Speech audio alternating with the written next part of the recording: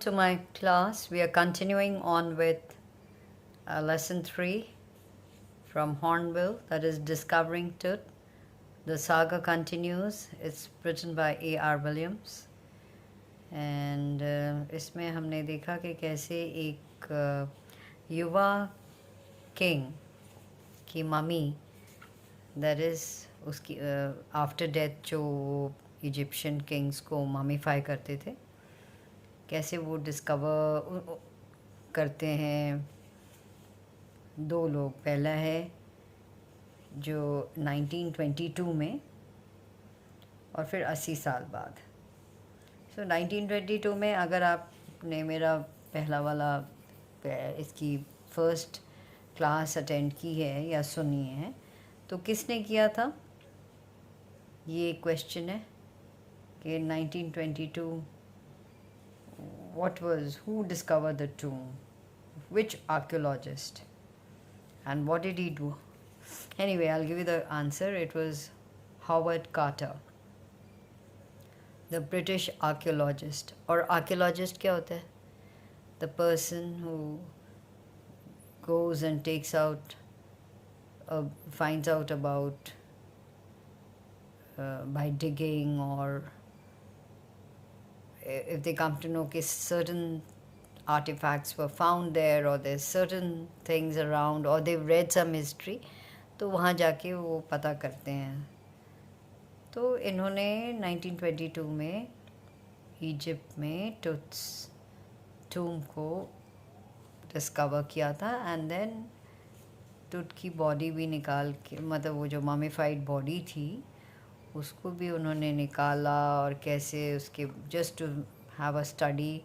और उन्होंने डिस्कवर किया, लास्ट यहाँ तक आए थे कि जब ये ममीफाई करते थे बॉडीज़ को किंग की, और जो किंग टुट था वो क्या था, वो एक युवा king, he was a teenager. It look like, जब उनकी बॉडी उन्होंने देखी तो उनको लगा कि ये जो है he was just a boyish pharaoh. मतलब कि ये जो जिसकी भी बॉडी थी, टुट जिसका नाम था, वो एक बहुत वहाँ का कोई शक्तिशाली रिच फैमिली का अंतिम अधिकारी था. और जब उनकी मौत होती है तो सोने से, सारी चीज़ें सोने के साथ उनको दफनाया गया. और उनका ये मानना था कि दूसरे जब वो वापस आएंगे या दूसरे जहाँ भी जा रहे हैं, उनको ये सारी चीज़ें, उनकी जो चीज़ें ज़रूरत की चीज़ें थी उनके साथ था. So I am just going to read out like क्या क्या था.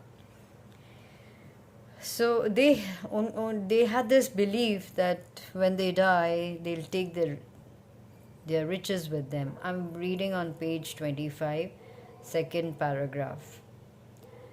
So, for his journey to the great beyond, मतलब उसकी उनकी journey to great beyond means ये वाली journey तो human beings की journey होती है. मरने के बाद वो कहते हैं journey to great beyond. पता ही नहीं ना, इसलिए लगता है वो जर्नी बड़ी ग्रेट होगी. तो king Tut was lavished with glittering goods. Lavish means बहुत, उनको जेनरसली खूब मात्रा में ग्लिटरिंग गुड्स, मतलब made of precious stones, necklaces, bracelets, rings, amulets, aprons, sandals, sheets for his fingers and toes, and now iconic inner coffin and mask. Sare all were of pure gold. So first thing is to separate Tut from his adornments. ये adornments से उनको, मतलब उनको उनके साथ सजाया गया था. उन्होंने क्या किया, कार्टर के जो लोग थे जो उनके साथ आए थे, उन्होंने टुट की मम्मी का जो हेड है, मतलब टुट का हेड निकाला पहले, एंड सर्वर्ड नियरली एवरी, और ऑलमोस्ट एवरी मेजर जॉइंट से उसको तोड़ा. जब एक बार उन्होंने या अलग किया. Once they had finished, they reassembled the remains on a layer of sand in a wooden box with padding that concealed the damage. The bed where Tut now rests. और उन्होंने उनको फिर से एक रीअसेंबल किया, फिर से बनाया और उसको वैसे ही रखा जैसे था, on a bed of sand, sand के बेड पे. फिर I come to the next paragraph. Archaeology has changed substantially in the intervening decades. अब जो आर्कियोलॉजी, जो एंशंट आर्टिकल्स या वगैरह जो हिस्ट्री के बारे में आपको पता चलता है, या खोद के या पुरानी चीज़ें निकाल के, आर्कियोलॉजी उसको कहते हैं. आजकल काफ़ी हद तक, सब्सटैंशियली मीन्स काफ़ी हद तक, कंसिडर काफ़ी हद तक चेंज हो गई. एंड द इंटरवीनिंग डेकेड्स मतलब अब 1922 और 2005 काफ़ी प्रोग्रेस हुआ था. Decades means, decade is 10 years. 10 years. One decade is 10 years. Focusing less on treasure and more on the fascinating details of life and intriguing mysteries of death. और जो आप research भी कर रहे थे ना, वो फोकस था not much on the treasure. जो ट्रेजर मिला था उनको, gold and all of that, वो नहीं, बट क्या डिटेल्स थी उनकी लाइफ की, या क्या कैसे वो मरे थे, जो कि उनको परेशान कर रहा था या पजल कर रहा था. सो इंट्रीग जिसको कहते हैं. देन और it also uses more sophisticated tools including medical technology. and अब उनके पास और भी better, sophisticated यहाँ मतलब हो जाएगा better, much more advanced tools भी थे, औजार भी थे, और साथ में मेडिकल टेक्नोलॉजी भी थी जो बोन्स को पढ़ सकता है, आपकी ब्लड जो सूखा होगा, all of that.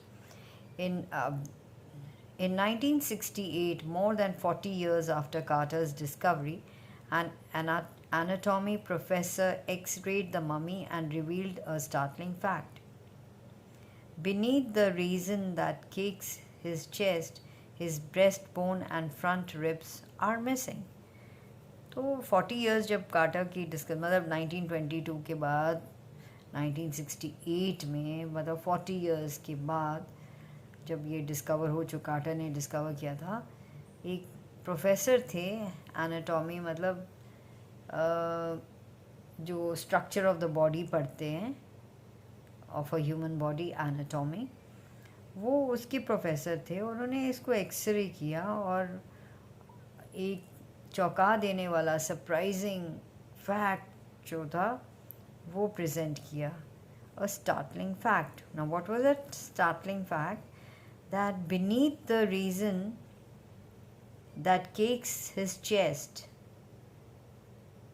that means जो उनके याद है उन्होंने किशमिश के ऊपर डाला था, तो जो उनकी चेस्ट के नीचे वो रीजन्स थी, उसमें देखा उन्होंने कि उनका ब्रेस्ट बोन, जो ब्रेस्ट की बोन थी, और फ्रंट रिब्स थे, they were missing in the X-ray. Next paragraph में बताते हैं कि today diagnostic imaging can be done with computed tomography. Okay, तो ये जो वर्ड्स हैं ये आपको कि डायग्नोस्टिक, आजकल imaging, you all know CT scan and all of that, तो डायग्नोस्टिक इमेजिंग है, और वो कंप्यूटर के साथ ही सारी तरह से वन कैन अंडरस्टैंड. टोमोग्राफी जो है, please find out the meaning, what is tomography.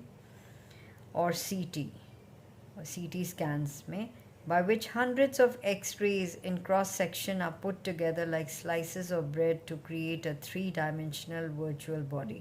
अब वो बता रहे हैं कि कंप्यूटर टोमोग्राफी क्या होती है, कि जो बहुत सारे एक्सरेज होते हैं उनकी क्रॉस सेक्शंस उनको एक साथ करके ना एक ऐसा एक 3 डायमेंशनल वर्चुअल बॉडी आपको दिखेगी. What more would a CT scan reveal of touch then the x-ray. अब आप ये पूछना चाहोगे ये जो 3 डायमेंशनल जो है इससे क्या रिवील ज़्यादा क्या पता चलेगा more than the x-ray. And उन्होंने लिखा and could it answer 2 of the biggest questions still lingering about him? How did he die? And how old was he at the time of his death? तो बोले 2 जो basic और most important questions जो दिमाग में घूम रहे थे उनके कि क्या है what was it कि कैसे मरे होंगे ये. How did he die? और कितने बड़े थे. How old was he? The next paragraph again on page 25. King Tut's demise was a big event, even by royal standards. He was the last of his family's line, and his funeral was the death rattle of a dynasty. But the particulars of his passing away and its aftermath are unclear. तो देखने से तो ऐसे लगता था जिस तरह से इतनी सारी चीज़ें उनके साथ दफनाई गई थी कि एक बहुत बड़ा इवेंट हुआ होगा जब और बहुत अफेक्ट किया होगा लोगों को बहुत ज़्यादा, क्योंकि इसका इवन बाय रॉयल स्टैंडर्ड्स उन दिनों के स्टैंडर्ड से भी ये बहुत बड़ा इवेंट होगा. वो इसलिए क्योंकि ये लास्ट थे अपने फैमिली एयर की लाइन में और and his funeral was the death rattle of a dynasty. और इनके मरने से एक तरह से कि एक डायनेस्टी का खात्मा हो गया था. Death rattle means it was the end of it sounded the death nail of एक डायनेस्टी का ख़त्म होना दर्शा रहा था इनकी मौत, इनका मरना. But the particulars of his passing away and its aftermath are unclear. But बिल्कुल अभी भी उनको समझ में नहीं आया कि क्या इसकी क्या कॉन्सिक्वेंसेस थे, और अभी तक बहुत क्लियर नहीं है. It is not clear at all. Now another name which comes up is Amenhotep III. Amenhotep. Amen याद करना, AMEN, HO and TEP, the 3. ये जो नाम है ना Amenhotep III, he could be either Tut's father or grandfather. He was a powerful pharaoh who ruled for almost 4 decades at the height of the 18th dynasty's golden age. तो इसी से इन्हें पता चलता है कि जो एमेनहोटेप थे टुट के फादर हो सकते हैं या grandfather. He was a very strong powerful pharaoh थे, किंग थे वहाँ के, और वो शायद 4 डेकेड्स मतलब 40 साल तक उन्होंने at the height of the 18th dynasties golden age, जो गोल्डन एज के 18th डायनेस्टीज़ की गोल्डन एज में वो उन्होंने रूल किया. So he ruled for so many years. His father, so Tut's father or grandfather, we don't know, Amenhotep III. Now his son Amenhotep IV succeeded him and initiated one of the strangest period in the history of ancient Egypt. और जब उनके सन आए ना Amenhotep IV, इन्होंने नाम भी नहीं ना easy होता to learn कि 4, 3, 4 and all of that. His son Amenhotep IV succeeded him and initiated, उन्होंने शुरू किया अजीब सा period, strangest period in the कब ancient Egypt, in the history of ancient Egypt. Okay. The new pharaoh promoted the worship of the Aten, Aten, ठीक है. The sun disk, changed his name to Akhenaten, or servant of the Aten. Okay, so he was talking about Aten. The sun disk changed his name to Akhenaten, or servant of Aten, and moved the religious capital from the old city of Thebes to the new city of Akhetaten, known as Amarna. He further shocked the country by attacking Amun, a major god, smashing his images and closing his temples. It must have been a horrific time, said Ray Johnson, director of the University of Chicago's Research Center in Luxor, the site of ancient Thebes. The family that had ruled for centuries was coming to an end, and then Akhenaten went a little wacky. So what is wacky? Crazy, जैसे ना पागल सन की. ठीक है, तो बस कुछ ज़्यादा नहीं है. उन्होंने एक अजीब से जो फिर इनका जो बेटा था एमनेटॉप 3 का, जो टट के फादर भी हो सकते थे या ग्रैंडफादर, वो जो थे बहुत पावरफुल फ़ैरो थे. और उनका जो सन था ना एमनेटॉप, जो वो जब वो उन्होंने गद्दी पे आए तो वो अजीब से थे. वो जो थे उन्होंने प्रमोट किया वर्शिप ऑफ एटन. सो हमने देखा कि जो नए फ़ैरो बने, उन्होंने अपना नाम भी he promoted the worship of Aten. ना एटन क्या था? एटन जो था डिस्क ऑफ द सन था, एंड ओरिजिनली एक तरह का सन वर्शिप हो गया ना, the sun god in traditional ancient Egyptian religion में. और उन्होंने तो पहले तो अपना नाम ही बदल लिया एखेनातन, जिसका मतलब था सर्वेंट ऑफ एटन, कि वो सन के सर्वेंट थे.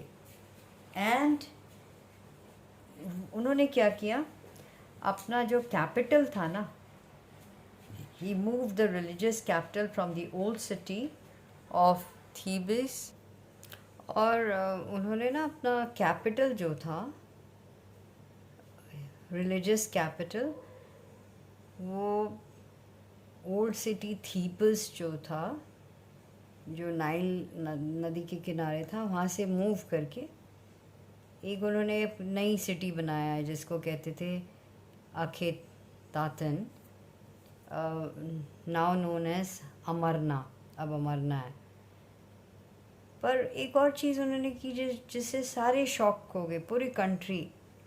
उन्होंने अटैक किया अमुन, AMUN. अमुन जो थे वो, he was also a major god. और उनके सारे इमेजेस इन्होंने तोड़ दिए, सारे टेम्पल्स बंद करे. और ये जो अमुन थे, कहा जाता है कि he was sometimes depicted, बताया जाता है, as a sphinx or human with the head of a hawk का उनका है. तो as a sphinx or a human,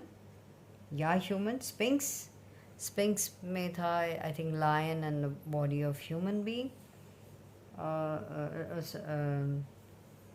head of a human being and with a lion body or something like that, or a human with a head of a hawk. तो जो भी था, तो और ऐसा उन्होंने किया, तो it must have been a horrific time, क्योंकि ऐसी चीज़ करना was something which was crazy. wacky लिखा हुआ है, WACKY. It was कुछ पागलपन था. Said Ray Johnson, director of the University of Chicago's Research Center in Luxor, the site of ancient Thebes. तो वहाँ पे के जो डायरेक्टर थे उन्होंने ऐसा कहा.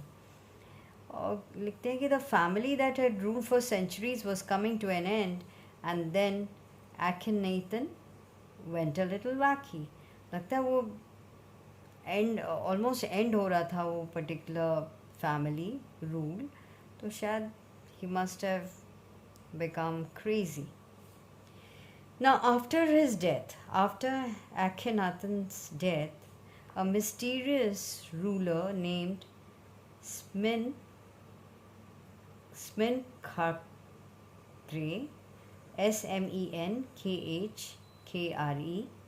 appeared briefly and exited with hardly a trace. तो ये इनके अजीब से एक मिस्टीरियस से एक बंदे आए, थोड़ी देर के लिए आए और वैसे ही जितनी जल्दी आए थे वैसे ही निकल गए. कुछ ज़्यादा उन्होंने कुछ किया नहीं. Then a very young Tutankhaten took the throne, King Tut, as he is widely known today. और उनके जाने के बाद बहुत एक यंग जिनका नाम था टुटानखातेन, ही टुक टू द थ्रोन, उनका राजाभिषेक हुआ. एंड जिसको हम किंग टुट के नाम से जानते हैं. The boy king soon changed his name to Tutankhamun, that is living image of Amun, and oversaw a restoration of the old ways. He, याद है अमुन का उन्होंने पूरा वो जो डिपिक्टेड एज स्पिंग्स था उन्होंने ख़त्म किया. इन्होंने वे इस बॉय किंग ने वापस उन्होंने टुटानखामुन अपना नाम लिया, जिसका मतलब था living image of Amun. So Amun is what? Sometimes depicted as a sphinx or a human with a head of a hawk. So and he oversaw, मतलब फिर से उन्होंने पूरा सुपरवाइज किया टू द रेस्टोरेशन, मतलब फिर से पुराने जो रीति रिवाज थे वो सारा फिर से इन्होंने शुरू किया. ही reigned फॉर अबाउट 9 years. लगता है कि वो शायद 9 सालों तक उन्होंने रेन किया, रूल किया, और फिर अचानक से अनएक्सपेक्टेडली बिल्कुल ही पता नहीं चला और ही डाइड, मर गए unexpectedly. Regardless of his fame and the speculations about his fate, Tut is one mummy among many in Egypt. How many, no one knows. The Egyptian mummy project, which began an inventory in late 2003, has recorded about 600 so far and is still counting. तो जो भी इनका fame था या speculations जो थी, जो कितने सारे हमने जो भी गेस किया क्या है, he was just one mummy among many in Egypt. एक ममी थे, बहुत सारे ममीज़ मिली इजिप्ट में. कितनी अभी तक नोबडी नोज़, लेकिन एक प्रोजेक्ट था इजिप्शियन ममी प्रोजेक्ट, जो उन्होंने अपना जो भी करते थे उसमें उन्होंने एक डिटेल बनाया था कि डिटेल इन्वेंट्री जो होता है, detail list of the mummies और detail list of the goods that they were getting. So inventory, यहाँ पे इन्वेंट्री बनाई, which began an inventory in late 2003. और इन्वेंट्री किस चीज़ की inventory? Detail list of the mummies that they found. तो कितनी थी वो? 2003 तक रिकॉर्ड किया कि almost 600 so far and is still counting, अभी भी काउंट करें. The next phase, scanning the mummies with a portable CT machine donated by the National Geographic Society and Siemens. Siemens, its manufacturer. और फिर उन्होंने एक तो पहले प्रोजेक्ट में पहले उन्होंने इन्वेंट्री बनाई, कितने हैं 600, ठीक है। और उसका नेक्स्ट फेज़ जो था, सीटी पोर्टेबल सीटी मशीन दी थी सीमेंस ने, डोनेट की थी बाय नेशनल जोग्राफिक सोसाइटी, जो कि फिर ममीज़ को स्कैन करके उनका पता करती थी। Then Siemens was the manufacturer. King Tut is one of the first mummies to be scanned, in death as in life, moving regally ahead of his countrymen. और किंग टट की जो मम्मी थी वो फर्स्ट थी जो स्कैन की उन्होंने, ठीक है।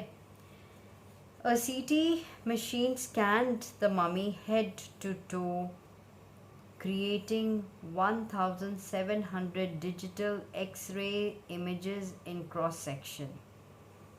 तो CT मशीन जो थी वो क्या करी, स्कैन करती थी मम्मी को हेड टू टो, और क्रिएटिंग हाउ मेनी डिजिटल, ऐसे एक एक्सरे लेते हैं ना हम जब जाते हैं, इनकी 1700 डिजिटल एक्सरेज होती थी सारे क्रॉस सेक्शंस में, हर एक में, तभी उसका एक 3 डायमेंशनल इफेक्ट आता है। जैसे Tut's head scanned in 0.62 millimeter slices to register its intricate structures takes on eerie detail in the resulting image. अजीब सा, eerie मतलब डरावना, weird, भयानक, ठीक है। इतना मतलब बारीकी सी, इंट्रिकेट स्ट्रक्चर्स में बारीकी से वो सारे स्ट्रक्चर्स को स्टडी करता है। और अगर आप देखोगे तो इतने डिटेल जो होते हैं एकदम एब्सोल्युटली भयानक से डिटेल्स लगते हैं, ईरी, डरावने। ईरी का मतलब होता है डरावने।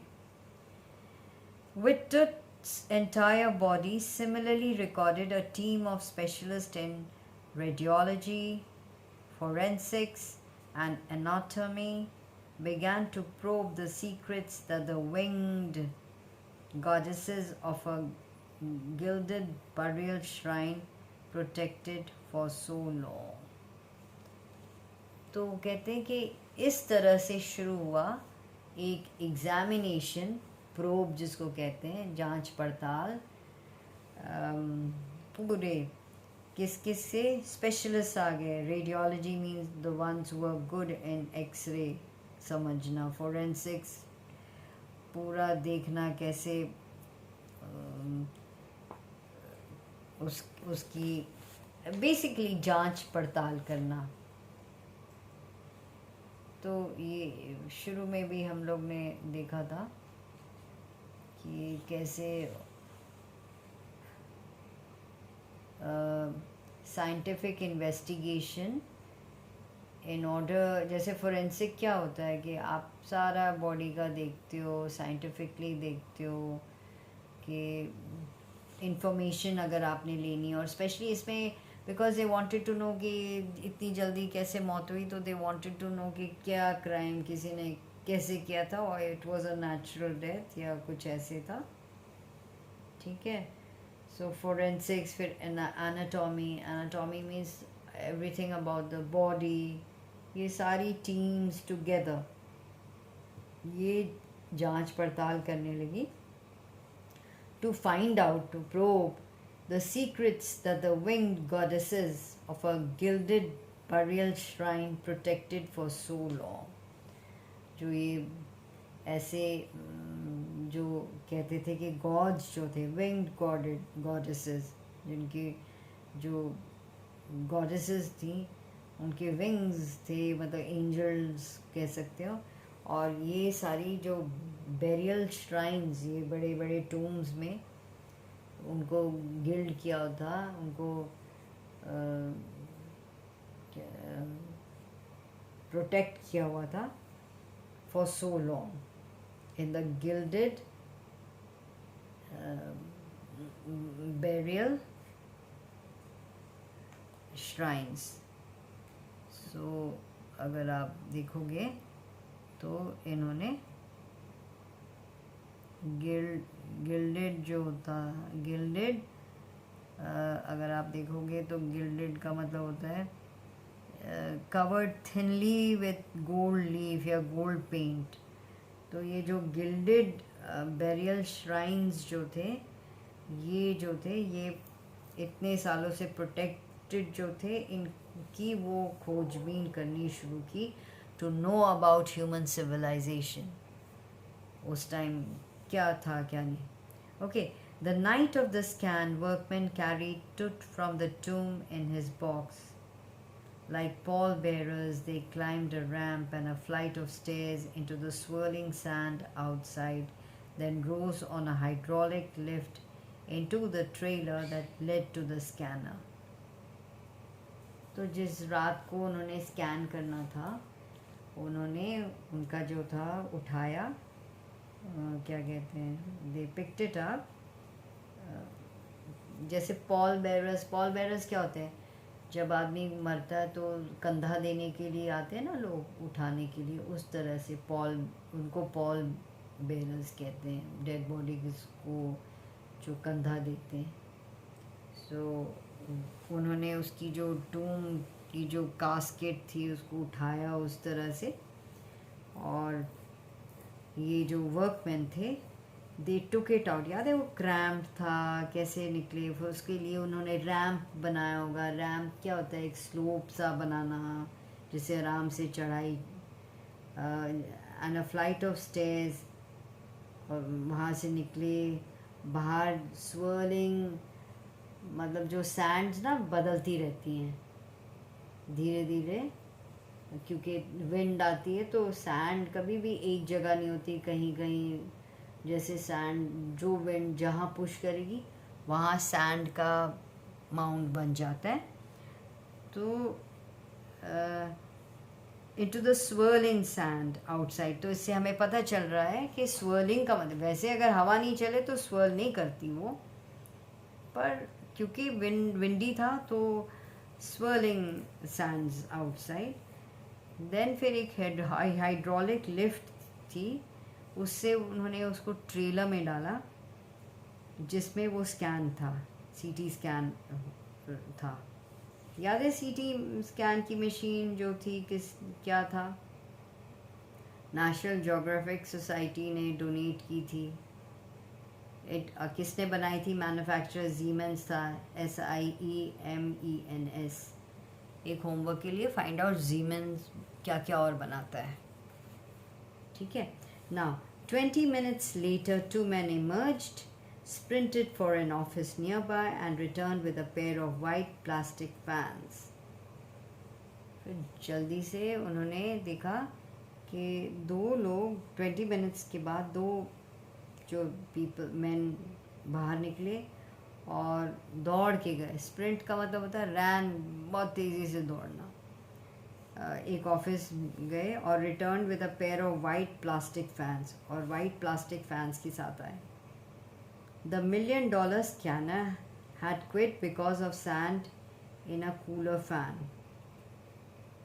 तो जो इतना बड़ा $1 million, इतना एक्सपेंसिव स्कैनर था, वो ख़राब हो गया था, चल नहीं रहा था, क्योंकि उसमें सैंड घुस गई थी कूलर फैन में. और किसी ने कहा, एक गार्ड थे, उसने बोला curse of the pharaoh, joked a guard nervously. तो वहाँ पे जो गार्ड था उन्होंने कहा ये तो कुछ नहीं, ये तो श्राप ही है फैरो का, इसलिए ये हुआ. इतनी अच्छी मशीन, बढ़िया मशीन ना, Siemens is supposed to make very good machines. तो ये तो एकदम, और तो कुछ हो ही नहीं सकता, नहीं तो कभी कुछ ख़राब हो ही नहीं सकता था. ओके. फिर क्या होता है, eventually what happened was the substitute fans worked well enough to finish the procedure. और वो जो फैंस लेके आए थे ना, plastic fans, they worked well enough. जो ये फैंस लेके आए थे ना, eventually the substitute fans worked well enough to finish the procedure. जो प्रोसीजर इन्होंने करना था, स्कैन करना था, वो ख़त्म हो गया. After checking that no data had been lost, The technicians turned Tut over to the workmen who carried him back to his tomb. फिर उन्होंने जो जो टेक्नीशियंस थे, जो जो स्किल्ड, ये सब चीज़ में स्किल्ड थे, साइंटिस्ट थे, इन्होंने क्या किया, वापस इनको जो वर्कमैन थे जो लेके आए थे ना टूम से, एज पॉल किस तरह से डिस्क्राइब किया ना, ऐसे जैसे अपने कंधों पे लेके आया था, उन्होंने बोला इसको वापस, वो carried him back to his tomb, तो टुट को वापस टूम पे ले गए. Less than 3 hours after he was removed from his coffin. And 3 hours के बीच में, within 3 hours, he was less than 3 hours लगे उनको. He was अपने coffin से सिर्फ 3 hours के लिए बाहर निकाला था. The pharaoh again rested in peace where the funerary priests had laid him so long ago.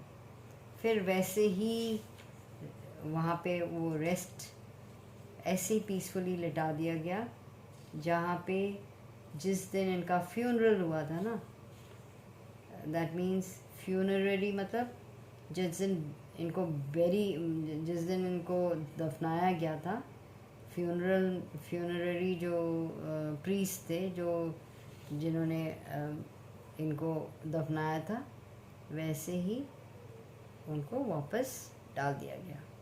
Back in the trailer, a technician pulled up astonishing images of Tut on a computer screen. और वो trailer पे एक technician जो था उसने astonishing means amazing, जो आपको दंग कर देगा, इस तरह की images टट की कंप्यूटर स्क्रीन पे देखी. A grey head took shape from a scattering of pixels, and the technician spun and tilted it in every direction. एक ग्रे सा हेड आया वहाँ पे, और फिर द नेक वर्टिब्रे जो था. अब पिक्सल्स क्या होता है, जो छोटे छोटे यूनिट्स होते हैं ना, जिससे पिक्चर बनता है कंप्यूटर पे, वो वाला उसको पिक्सल्स कहते हैं. तो वही पिक्सल से उनको एक ग्रे हेड का शेप आया. Other images revealed, अच्छा, neck vertebrae क्या होता है, बैकबोन का जो सेक्शन जो आपका एकदम नेक से शुरू होता है, appeared as clearly as in an anatomy class. ऐसे लगता था बिल्कुल कोई anatomy की क्लास चल रही है. और other images revealed a hands, several views of the rib cage and a transection of the skull. But for now the pressure was off. So, और अब इन्होंने जो भी इनको देखना था वो सब कुछ इन्होंने बोन्स के से उन्होंने जो भी अच्छी उसकी व्यू मिली उनको. But for now the pressure was of. अब थोड़ी देर के लिए तो कोई प्रेशर नहीं था क्योंकि इन्होंने अपना काम कर लिया. Sitting back in his chair, जाही हवास smiled, visibly relieved that nothing had gone seriously wrong. उसको जो जाही अब हवास थे, वो उनके चेहरे पे एक मुस्कान आई क्योंकि उनको लगा कि, and he was visibly relieved मतलब मुंह से, एक्सप्रेशन से ही पता चल रहा था उनके चेहरे से कि वो काफ़ी हद तक उनको अच्छा लग रहा था. He was रिलीफ था उनको कि कुछ गड़बड़ नहीं हुई. I didn't sleep last night, not for a second, he said. I was so worried, but now I think I will go out to sleep. बोले मैं सारी रात जगा क्योंकि मुझे बहुत चिंता थी कि निकालेंगे कैसे, निकालेंगे क्या करेंगे, क्या होगा. I've now come to page 28 and then the last paragraph. By the time we left the trailer, descending metal stairs to the sandy ground, the wind had stopped. बोले जब हम लोग ट्रेलर से निकले जिसमें वो मशीन थी और नीचे उतरे मेटल स्टेयर्स से सैंडी ग्राउंड पे, जो विंड इतनी चल रही थी वो एकदम रुक गई. The winter air lay cold and still like death itself in this valley of the departed. और जो विंटर का टाइम था और ऐसे लग रहा था कि बिल्कुल शांत, बिल्कुल कोल्ड एंड स्टिल। आदमी जब मरता है ना तो बिल्कुल कोल्ड हो जाता है और स्टिल हो जाता है डेथ में, उसी तरह से ऐसा लग रहा था कि it was like death itself. And in this valley of the departed, और इस वैली में जो वैली ऑफ डिपार्टेड था, इस वैली में तो वैली ऑफ किंग्स याद है, they talked about the Valley of Kings. एक था Valley of Queens, of the Queens, पर ये वैली ऑफ किंग्स है by the side of Thebes और नाइल रिवर में। You can see that in the map on page 24 in your books. So he calls this the Valley of the Departed. Just above the entrance to Tut's tomb stood Orion, the constellation that the ancient Egyptians knew as the soul of Osiris, the god of the afterlife, watching over the boy king. तो बहुत ही interesting है कि जब वो निकलते हैं तो वहाँ पे ओरियन उनको दिखता है। ओरियन क्या होता है? इट इज़ अ कॉन्स्टलेशन, ठीक है, constellation of stars. Orion constellation of stars हैं जो कि आपको नाइट स्काई में दिखता है आपको ओरियन। तो ये एक तरह से ऐसे लगता है था कि जो ओरियन है ना, Orion constellation is located on the, ये जो कॉन्स्टलेशन ऑफ स्टार्स हैं ये equator, on the celestial equator पे है। एंड आप अगर रात को स्काई देखोगे ना आपको ओरियन पता चल जाएगा कैसे है। और ये 26 लार्जेस्ट कॉन्स्टलेशन है। और ग्रीक मिथ्स में जब आप ग्रीक की स्टोरीज या उनकी मिथ्स पढ़ोगे तो ये ऐसे लगता है जैसे it's a Hunter in the sky, और ऐसे लगता है जैसे उनके हाथ में उन्होंने एक शील्ड पकड़ी हो इन द राइट हैंड और लेफ्ट हैंड में स्वॉर्ड है। तो ये जो था, जब बोले कि जैसे हम लोग एंट्रेंस था ना टचस्टोम का, तो वहाँ पे ओरियन का जो था वो कॉन्स्टलेशन था of stars that the Egyptians knew as a soul of. अब ये जो थे ना, अब क्या कहते हैं इनके, एक ओसिरिस जो है, ये जो है ये भी एक गॉड है इजिप्शियन में। So he basically god of resurrection. So तो ये जो बताते हैं जैसे god of fertility, agriculture and the afterlife, the dead, resurrection के लिए, और इन एंशिएंट इजिप्शियन रिलीजन में।